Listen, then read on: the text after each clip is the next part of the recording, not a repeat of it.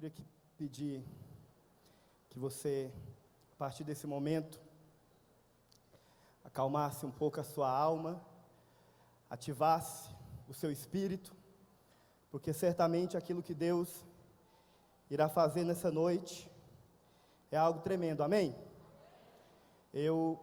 Hoje, enquanto eu ouvi essa palavra, eu fui tremendamente edificado. Acredito que nos últimos, talvez, meses, ouvindo a palavra de Deus, nós temos ouvido constantemente. Essa foi uma das palavras que mais falou comigo.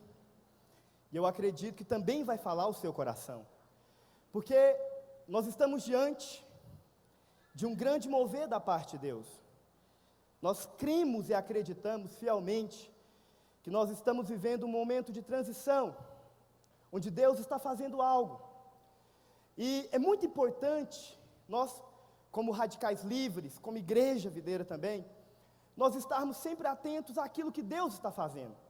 Se tem uma coisa que Deus tem falado muito comigo, ultimamente, é a importância de você estar atento ao tempo. Tempo é uma das coisas talvez mais significativas na vida de um crente, porque é interessante, porque o tempo nas nossas vidas, ele determina muita coisa, mas ele determina principalmente o lugar em que nós devemos estar e aquilo que nós devemos fazer. E o pastor Naor, enquanto ministrava hoje, eu fui tão edificado, tão tremendamente edificado, porque ele falou exatamente daquilo que está no nosso coração. Qual que é o nosso coração para essa conferência? O que Deus tem falado para nós e o que nós queremos transmitir nessa conferência? E aquilo que Deus tem falado para nós e o que nós queremos transmitir é que Deus certamente está tirando a afronta da nossa geração. Essa é a mensagem, essa é a palavra que eu gostaria de compartilhar com você, porque é exatamente isso que nós cremos e é exatamente isso que nós temos percebido. Nós vivemos hoje diante de uma geração de jovens que tem sido afrontada. Você sabe, é impressionante a quantidade de jovens que têm tirado as suas vidas, a quantidade de jovens que têm estado com depressão. É impressionante o que o diabo tem feito, e nós temos visto que de alguma forma isso para nós como igreja é uma grande afronta. O diabo de alguma forma tem nos afrontado, e principalmente em relação aos jovens. Mas sabe o que é interessante também?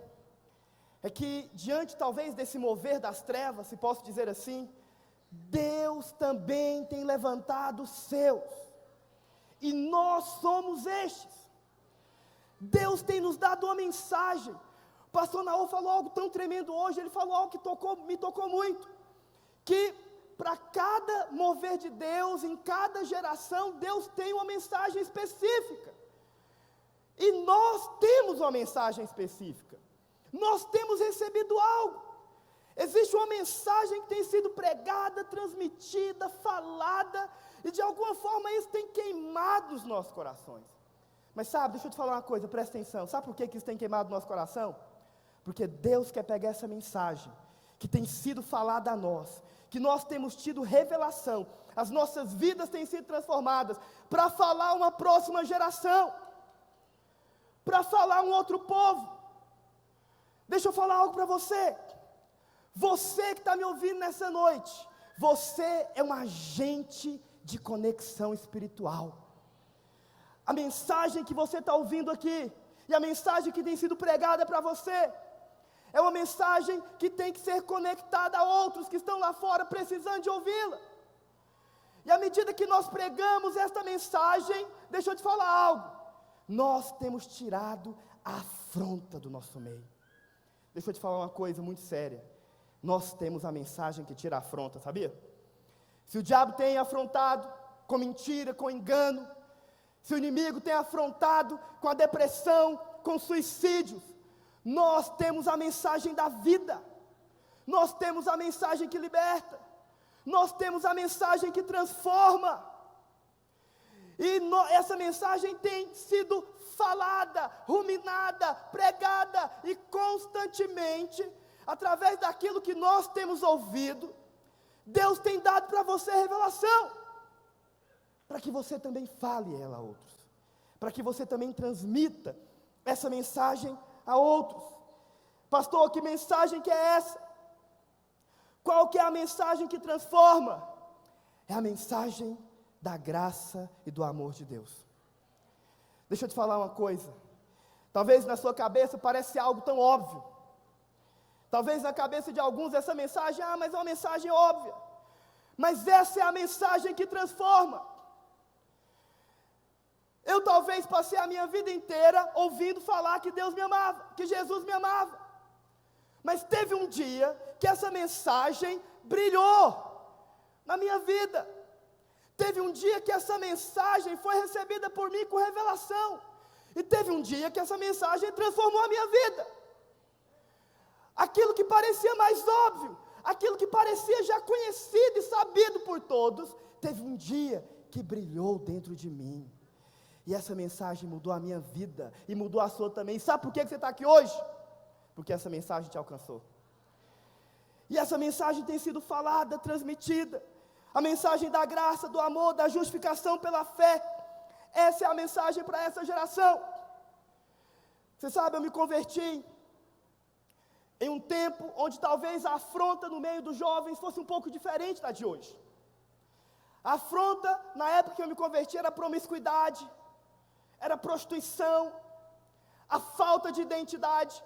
E eu me converti exatamente nessa época, quando o pastor Naô falava sobre isso, sobre a santidade, quando ele falava sobre essa radicalidade, quando ele falava também sobre os jovens que viriam andar na contramão, porque nós tínhamos uma identidade. Essa era a mensagem para aquela geração. Mas hoje nós estamos diante de outra afronta. O inimigo se levantou com outra palavra, e Deus também nos deu uma outra mensagem para ser falada. Quem está entendendo o que eu estou falando? Para cada geração Deus tem uma mensagem, e a mensagem de hoje é a mensagem do amor, é a mensagem que coloca Cristo no centro. Você sabe por que isso tem acontecido? Certamente porque o diabo tem construído o seu cenário para a chegada do anticristo. Nós cremos que nós já estamos sim às vésperas da volta de Jesus, e o diabo também de certa forma constrói um cenário diante disso. Esse cenário para que em algum momento o anticristo venha e se manifeste. Os irmãos sabem, a marca do anticristo, ou o número dele, dito na Bíblia, no livro de Apocalipse, é 666. Você sabe, a Bíblia fala que o número 6 é número de homem. O 6 repetido 3 vezes, nos fala de uma insistência completa, algo completo. 666 é o homem completamente homem, é o homem no centro. É o homem que de alguma forma, ele não liga para Deus de forma alguma, ele não quer Deus, ele vai para longe de Deus. Ele não é apenas aquele que está separado de Deus, mas ele também se torna inimigo de Deus. É o homem no centro.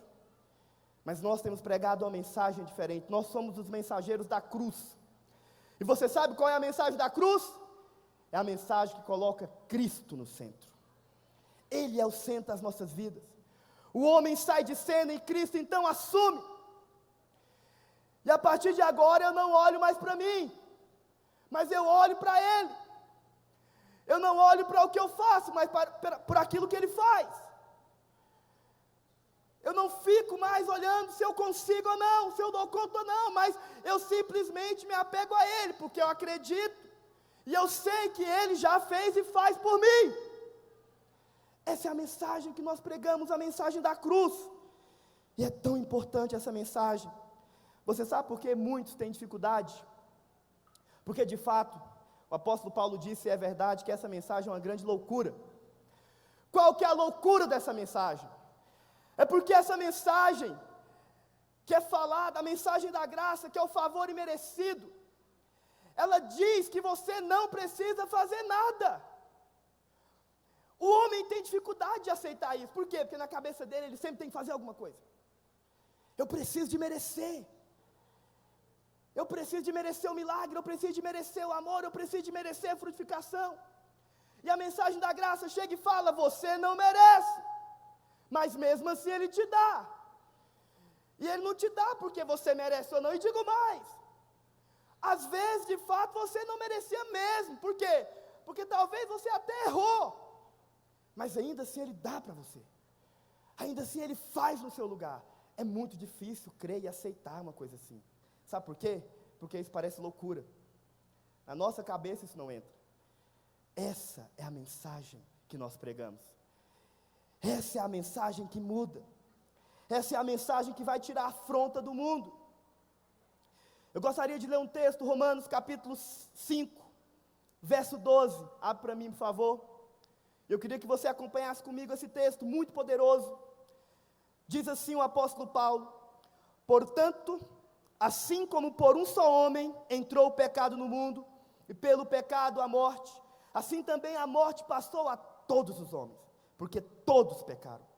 Porque até o regime da lei havia pecado no mundo, mas o pecado não é levado em conta quando não há lei. Entretanto, reinou a morte desde Adão até Moisés, mesmo sobre aqueles que não pecaram, a semelhança da transgressão de Adão, o qual prefigurava aquele que havia de vir. Todavia, não é assim o dom gratuito como a ofensa, porque se pela ofensa de um só homem morreram muitos, muito mais a graça de Deus e o dom pela graça de um só homem, Jesus Cristo, foram abundantes sobre muitos. O dom, entretanto, não é como no caso em que somente um pecou, porque o julgamento derivou de uma só ofensa para a condenação, mas a graça transcorre de muitas ofensas para a justificação. Se pela ofensa de um, e por meio de um só reinou a morte, muito mais os que receberam a abundância da graça e o dom da justiça reinarão em vida, por meio de um só, a saber, Jesus Cristo.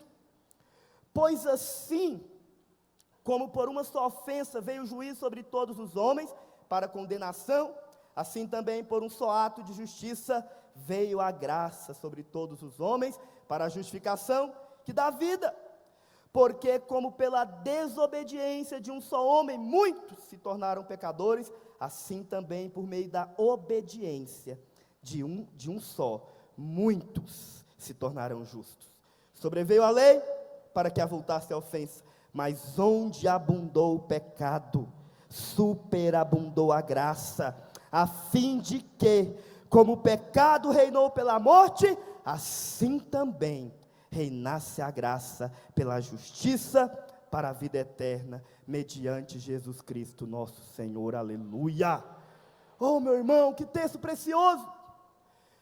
É interessante porque a Bíblia diz que a lei avulta o pecado, que por sua vez produz condenação, que por sua vez traz a morte.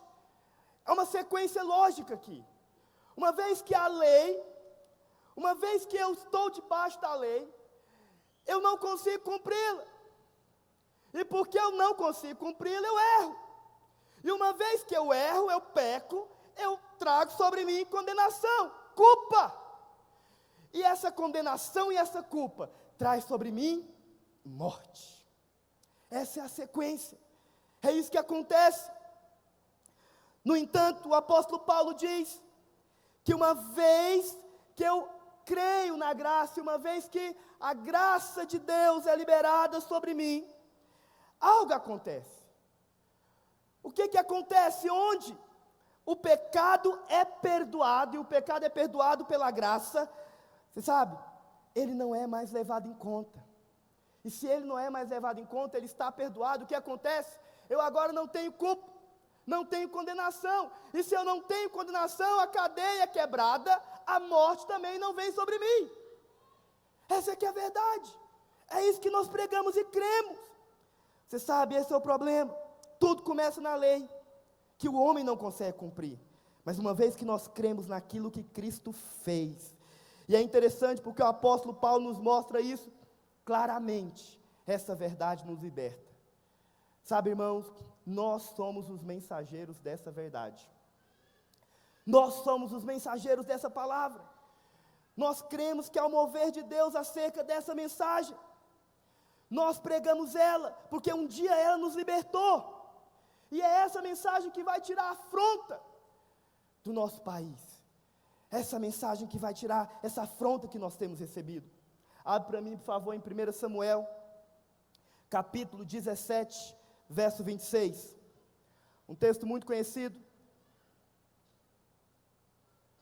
Então, falou Davi aos homens que estavam consigo, dizendo: que farão aquele homem que ferir a este filisteu e tirar a afronta de sobre Israel?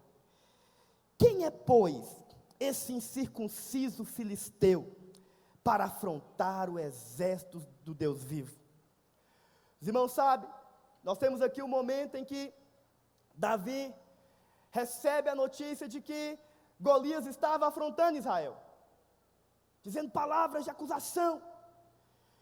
E é interessante porque Davi se sentiu extremamente confrontado com aquilo, e ele então pergunta: o que farão ao homem que tirar a afronta de Israel? Sabe, há muitas coisas que se fariam a esse homem. Ele ficaria sem pagar impostos, não pagaria mais. Ele se casaria com a filha do rei.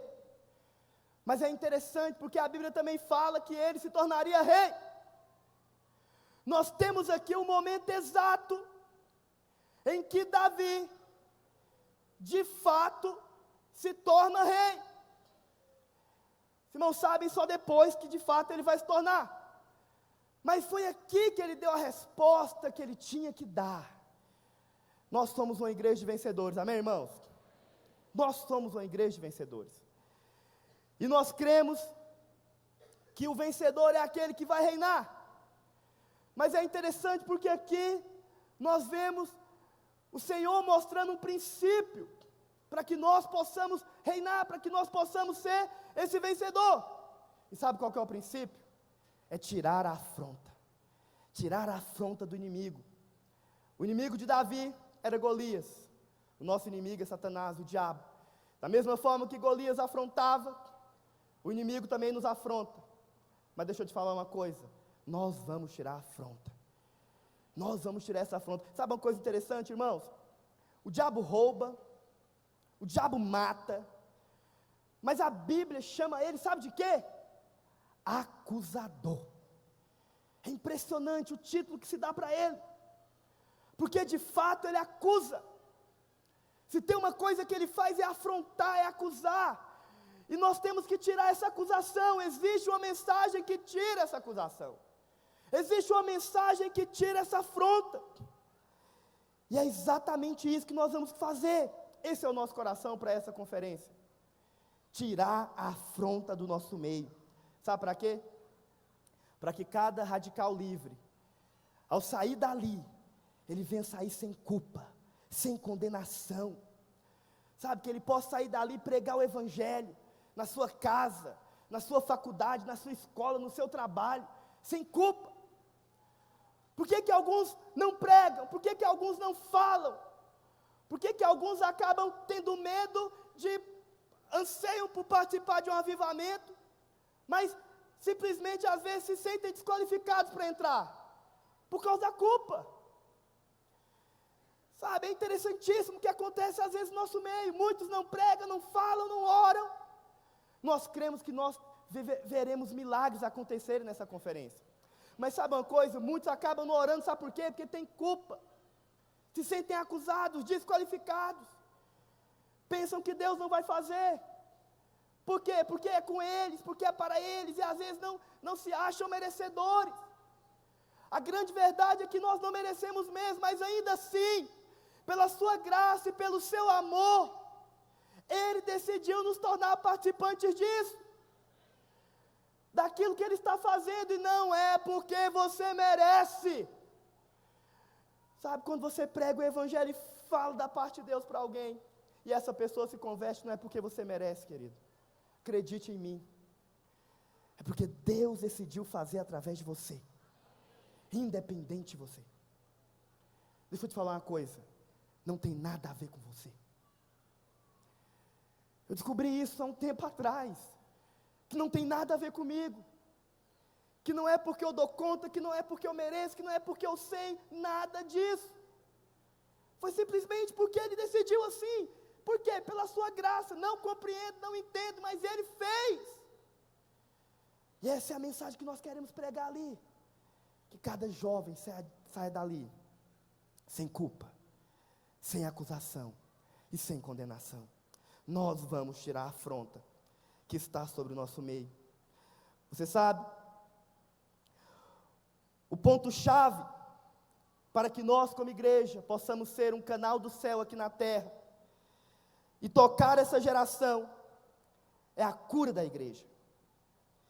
Eu sei que às vezes nós temos a tendência, e por muito tempo nós até cantamos isso, porque era muito comum nós pedirmos para que Deus sarasse a nossa nação. Mas você sabe que isso é um engano, porque a nossa nação não tem cura. Deus não quer sarar a nação, porque a nação não tem cura, a nação está morta. Morte não tem cura. Quem está morto precisa, sabe de quê? Vida. A nação está morta, ela precisa de vida. O que Deus quer fazer com a nação não é curá-la, Ele quer que ela nasça de novo. É isso que Ele deseja. Mas é interessante, porque se por um lado Deus quer curar, Deus quer dar vida para a nação, por outro lado, presta atenção, Deus quer curar a igreja. A igreja sim precisa de cura. A igreja sim está viva.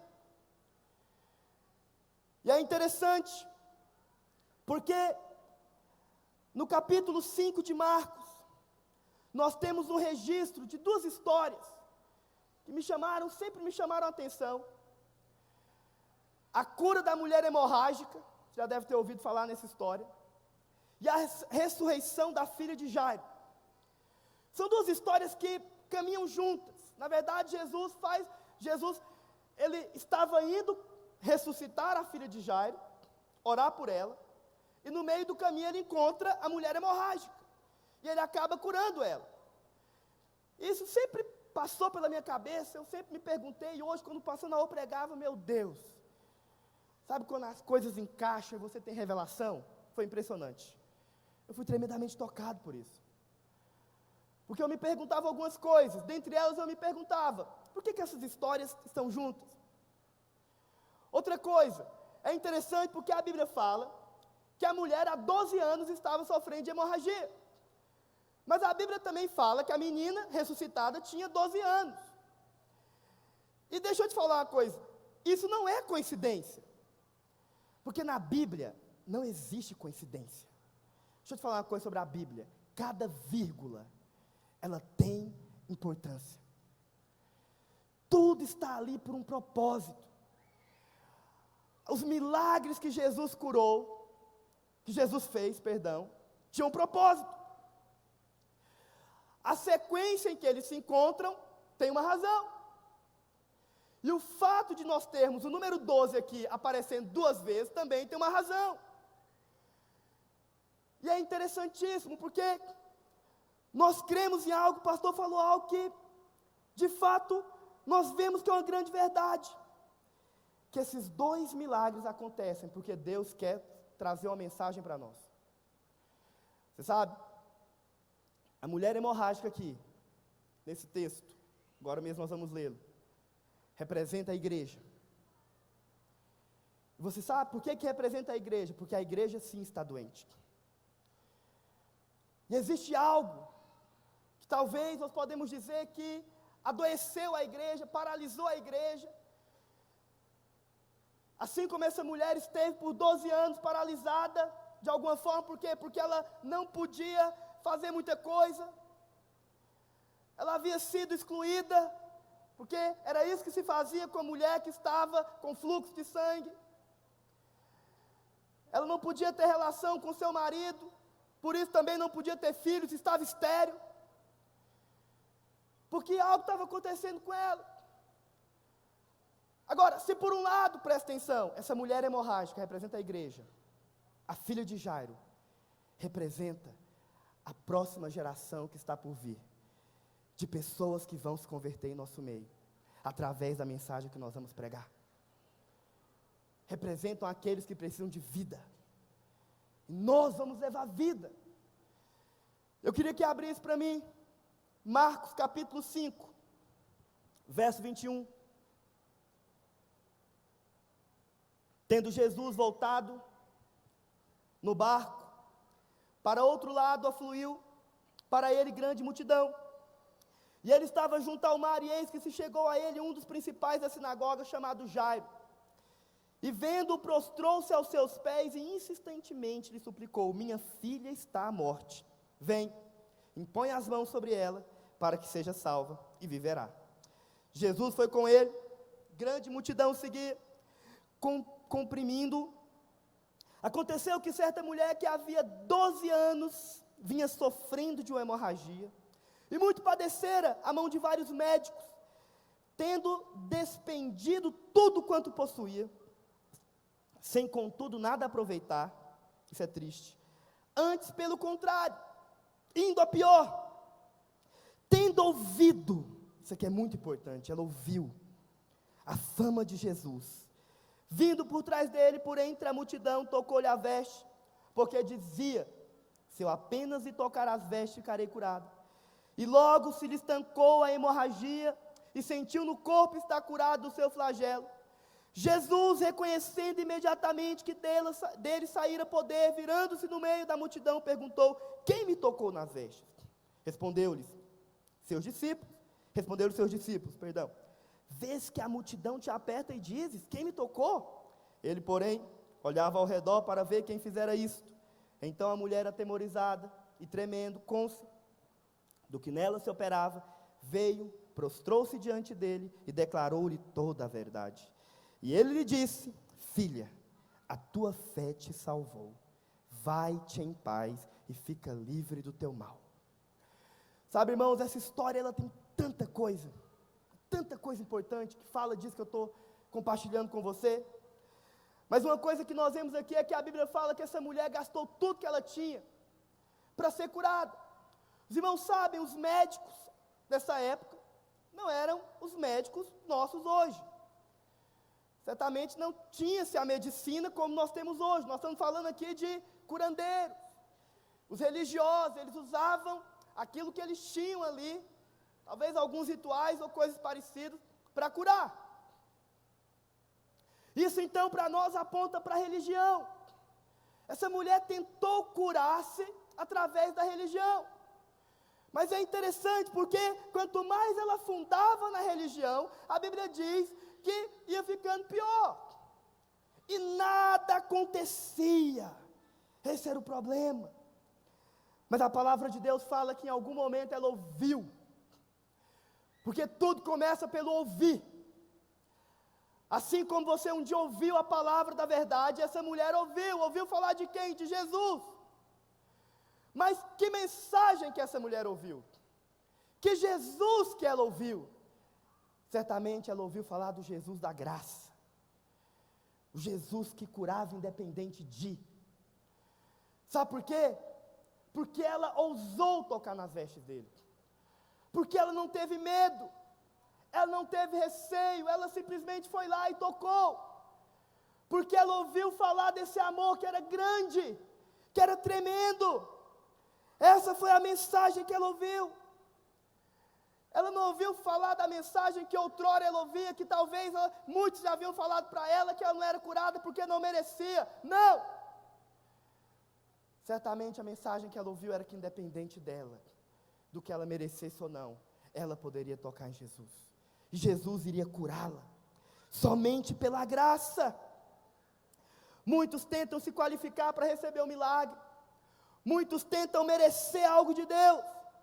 Mas a grande verdade é que nós hoje precisamos, a mensagem que nós precisamos ouvir é a mensagem da graça do Senhor Jesus. Mas eu estou falando da igreja. Nós precisamos ouvir a mensagem da graça, do favor imerecido, porque é essa mensagem que vai, de fato, através da revelação, nos levar a frutificar. Essa mulher tinha um problema, e o problema dela era a hemorragia. Mas sabe uma coisa interessante, meu irmão? Que nós cremos é que essa hemorragia também tem um significado. Olha o que diz a palavra de Deus em Isaías capítulo 64, verso 6. Isaías 64, verso 6. A Bíblia diz assim, presta atenção: mas todos nós somos como um imundo, e todas as nossas justiças, como quê? Trapo de imundícia. Todos nós murchamos como a folha, e as nossas iniquidades como um vento nos arrebata. Observe que são as nossas justiças que são chamadas de trapos de imundícia. Trapo de imundícia era aquilo que era colocado na mulher quando ela estava com fluxo de sangue. O absorvente que hoje é usado era chamado então de trapo de imundícia. E aquela mulher, de certa forma, nós vemos que ela dependia disso. Ela dependia constantemente desses trapos, afinal de contas ela estava sangrando o tempo todo. E como que ela estancava o sangue? Ela colocava o trapo da imundícia, ela colocava a justiça própria. Porque a Bíblia fala que era essa justiça que ela colocava. E essa justiça que às vezes nós colocamos o tempo todo, tentando de alguma forma estancar a imundícia, o sangue, o fluxo. Percebe o que eu estou falando? É que a doença que talvez hoje pode estar no meio da igreja, na verdade está no meio da igreja, impede a igreja de avançar, de crescer e de experimentar de um grande mover, é a justiça própria, é a sua justiça. Sabe, irmãos, é quando eu tento me apresentar diante de Deus por aquilo que por merecimento, por aquilo que eu faço. É quando eu acho que eu posso me achegar diante dEle, sabe, apenas se eu merecer. E surpreendentemente a palavra imundícia usada aqui, é interessante que a Bíblia fala que é menstruação no original. Porque é isso que a igreja sofre hoje. A justiça própria. Os trapos de imundícia que aquela mulher tinha usado por 12 anos para conter a sua menstruação nunca parava. Essa mulher, infelizmente, aqui aponta para a igreja. E por causa dessa hemorragia, ela não pode ter filhos. Ela não pode tocar na outra geração seguinte, não pode frutificar. Por quê? Por causa da culpa, da condenação, do merecimento. E constantemente tem que recorrer a isso. E muitas vezes, por causa dessa culpa e dessa condenação, nós não pregamos, não falamos, não frutificamos. Mas é interessante porque a Bíblia fala que essa mulher toca na orla de Jesus. E ao tocar ali, ela é curada. Se por um lado essa hemorragia aponta para justiça própria, por outro lado é importante nós entendermos também como que ela foi curada. Eu queria que abrisse Números capítulo 15, verso 37.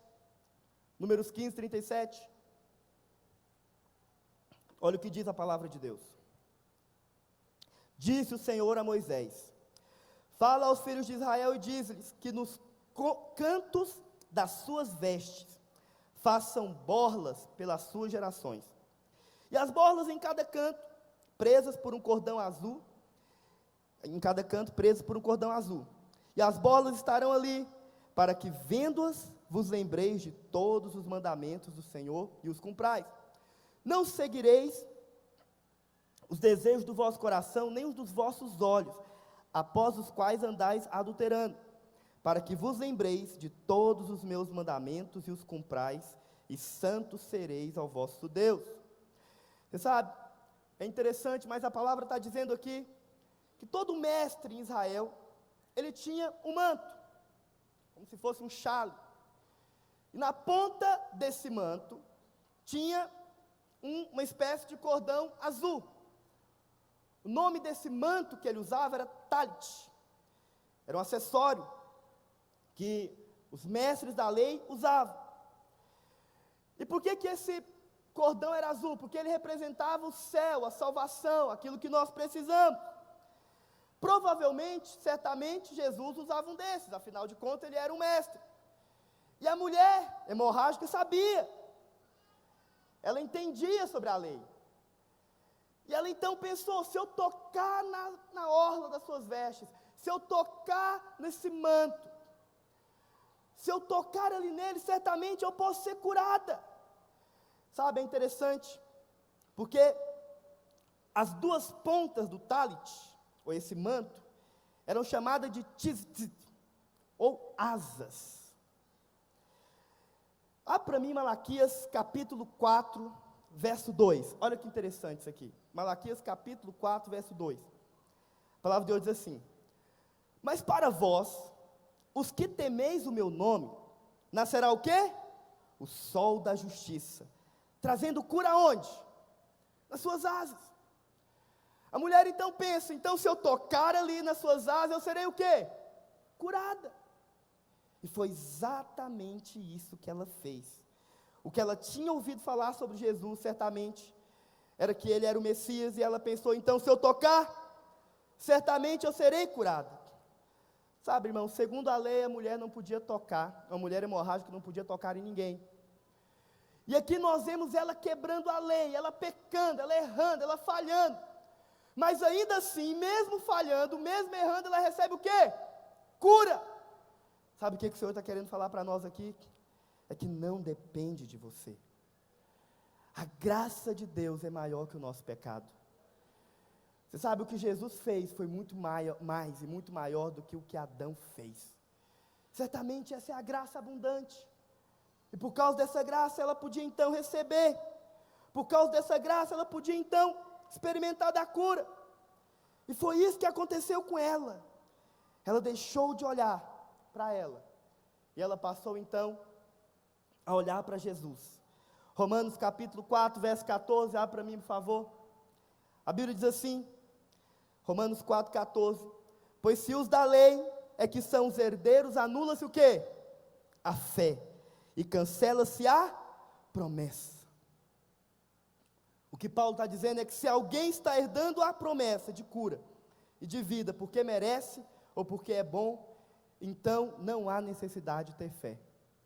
A grande verdade é que a fé é exatamente para aquele que não merece. Quando você sabe que não merece, mas ainda assim você vai lá e você toca, ainda assim você vai lá e experimenta, você está dizendo que tem fé, e por meio dessa fé, você pode ser curado. Você sabe, irmãos, a igreja hoje não está sofrendo por causa do pecado, a igreja sofre por causa da justiça própria. Mas ao mesmo tempo nós cremos que o Senhor está vestido esse manto de justiça, que é a justiça dele. E por meio desse manto de justiça, hoje, eu e você, podemos experimentar essa cura. Por meio desse manto de justiça, eu e você podemos então, por meio da fé, recebermos a graça e o favor de Deus nas nossas vidas. E é por meio dessa graça que nós temos ousadia, e é por meio dessa graça que nós pregamos o Evangelho. É por meio dessa graça que nós cremos que não há mais dívida, não há mais condenação. E uma vez que não há mais dívida, e que não há mais condenação, nós não precisamos mais depender de nós mesmos. Amém, meus irmãos? Essa que é a verdade. Essa é a mensagem que nós pregamos. E eu gostaria de encerrar falando agora sobre a filha de Jairo. E é interessante porque Marcos capítulo 5, verso 35, abre para mim, por favor. A palavra de Deus diz assim, Marcos capítulo 5, verso 35. Falava ele ainda, quando chegaram alguns da casa do chefe da sinagoga, a quem disseram, tua filha já morreu, porque ainda incomodas o mestre. Mas Jesus, sem acudir tais palavras, disse ao chefe da sinagoga, não temas, crê somente. Contudo, não permitiu que alguém o acompanhasse, senão Pedro e os irmãos Tiago e João. Chegando à casa do chefe da sinagoga, viu Jesus o alvoroço, os que choravam e os que pranteavam, muito. Ao entrar, lhes disse, por que estáis em alvoroço e chorais? A criança não está morta, mas dorme. E riam-se dele. Tendo ele, porém, mandado sair todos, tomou o pai e a mãe da criança, e os que vieram com ele, e entrou onde ela estava. Tomando-a pela mão, disse, Talita cumi, que quer dizer, menina, eu te mando, levanta-te. Imediatamente, a menina se levantou e pôs-se a andar, pois tinha 12 anos. Então ficaram todos sobremaneira admirados. Mas Jesus lhes ordenou-lhes expressamente que ninguém o soubesse, e mandou que dessem de comer à menina. A equipe de louvor já pode subir, por favor. Sabe, irmãos, presta atenção, já estou encerrando. Se por um lado, a mulher hemorrágica representa a igreja, por outro lado, a filha de Jairo representa a próxima geração. Aqueles que estão no mundo, que vão ouvir desse evangelho também. Por um lado, Jesus quer curar a igreja. Por um lado, Jesus quer tirar do meio da igreja a justiça própria. Mas por outro lado, Jesus também quer levar essa mensagem àqueles que estão lá fora. Essa menina representa então aqueles que estão mortos e precisam de vida. Assim como a mulher esteve morta, a mulher esteve doente, enferma por 12 anos, a menina tinha 12 anos de idade. Sabe o que isso quer nos dizer? É interessante porque o número 12 fala do governo eterno de Deus nas gerações e como Ele controla todas as coisas. Nós cremos fielmente nisso, que uma vez que a igreja é curada, ela pode levar a mensagem da graça para aqueles que estão lá fora, precisando de ouvir essa mensagem. A menina aqui então representa esses. E nós somos a igreja que vai falar sobre isso, que vai pregar essa mensagem. Mas enquanto a mulher permanecer doente, a menina permanece morta. Enquanto a mulher permanece enferma, enquanto a igreja permanece doente, debaixo da justiça própria, presta atenção aqui em mim, a menina, ou seja, as pessoas lá fora, estão mortas. Mas uma vez que a igreja é curada da sua justiça própria, isso é interessante. Uma vez que acontece a cura da igreja, o evangelho pode chegar e alcançar outros também. E nós podemos falar com ousadia. É interessante porque a palavra que o Senhor falou para Jairo foi: não temas, crê somente, esta é a mensagem da graça, a mensagem da fé, a mensagem da esperança. Para o mundo que está morto, para o mundo que precisa de Deus, para aqueles que estão longe, distante de Deus, mortos nos seus delitos e pecados, a mensagem que salva, que liberta, que transforma, é a mensagem da graça de Deus. Essa é que é a verdade. Sabe, é interessante, porque quando ele chegou à casa de Jairo, o Senhor tomou a criança e disse: Talita cumi. Todas as vezes que a linguagem original é preservada na Bíblia, há uma razão espiritual. Talita significa menina, mas também é uma palavra derivada de talit. Nós cremos que, ao chegar ali, o Senhor pegou o seu manto de justiça e jogou sobre aquela menina. E uma vez que Ele jogou o manto de justiça sobre aquela menina, ela ressuscitou. Deixa eu te falar algo. Nós temos o manto da justiça. Nós temos a palavra da justiça. E é a palavra da justiça que salva. É por meio dessa palavra e dessa verdade que nós vamos viver um grande avivamento. Somente esse manto pode trazer vida para aquele que está morto. Você sabe, para a igreja, esta justiça é a cura. Mas para o mundo caído, essa justiça é a vida. Nós temos a palavra que dá vida. Jairo significa iluminado por Deus. Porque também nós precisamos de pais espirituais que tenham recebido luz de Deus para levar a essas pessoas. Uma vez que nós recebemos luz e uma vez que nós somos transformados, nós levamos essa mensagem. Amém, meu irmão? Sabe, eu queria que vocês colocassem de pé nessa hora.